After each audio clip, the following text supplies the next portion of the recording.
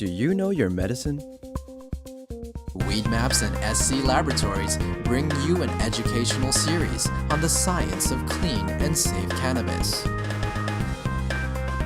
Today's cannabinoid profile is on Delta-9 tetrahydrocannabinol. Hi, I'm Dr. Bonnie Goldstein, and I've been educating patients about cannabis for a number of years.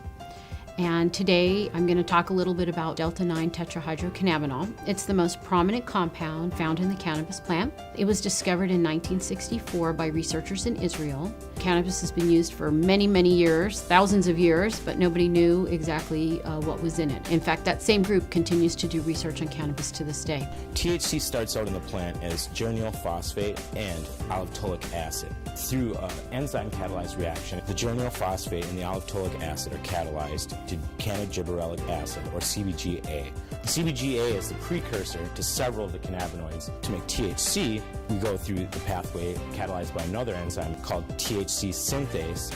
It allows the CBGA to become THCA, or tetrahydrocannabinol carboxylic acid.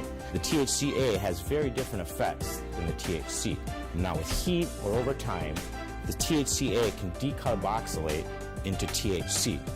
This carboxylic acid renders this compound virtually non-psychoactive. And what's interesting about THC, or Delta-9 THC, is that it has so many different effects on humans. And in about the 1990s or so, it was found that humans have cannabinoid receptors, and there have been two identified, CB1 and CB2. And THC binds to these receptors, causing a change in the function of the cell where it's binding. So what are some of the effects or changes that we see with THC? THC is well known to turn off nausea. It turns off the vomiting.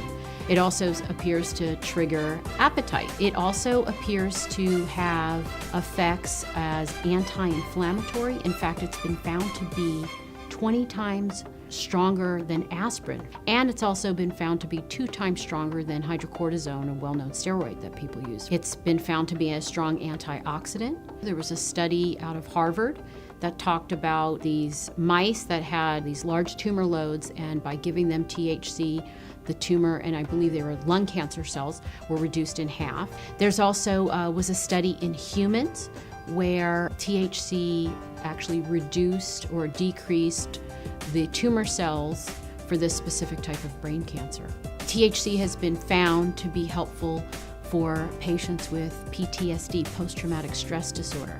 And there are a number of current studies going on right now looking specifically at using THC to treat PTSD. THC has also been found to help patients with Tourette's syndrome. And Tourette's is very difficult to treat overall because the medications that can help often have very significant side effects, especially in young people. And so THC was studied, and they found that the patients had overall less tics and less urges. SC Labs tests for THC using an HPLC, also known as a high-performance liquid chromatograph. There's basically 2 methods out there to test for THC in cannabis.